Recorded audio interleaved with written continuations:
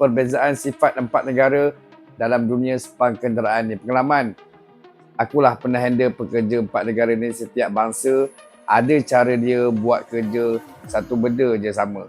Semua nak kena minta cium pipi.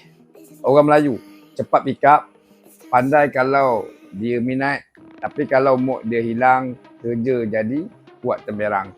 Kena pandai jaga hati, baru demo ni naik level lead man. Bangladesh kuat kerja tapi tak banyak mulut.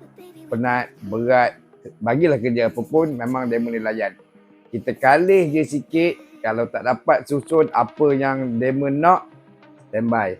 4 pagi, slow-slow. Dia orang akan angkat beg. Indonesia Aceh tangan lembut, hasil kerja lembut.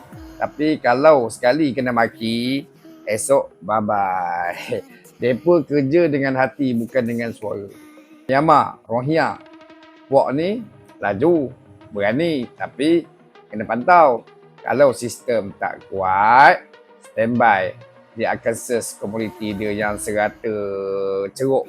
Tapi kalau dah betul bagi kepercayaan, ada orang ni akan pegang kita. 4 bahasa, 4 gaya, semua ada nilai. Jaga hati mereka, mereka jaga nama kedai. Kalau rasa semua bohong, anggap je ini fasa latihan dan juga ujian.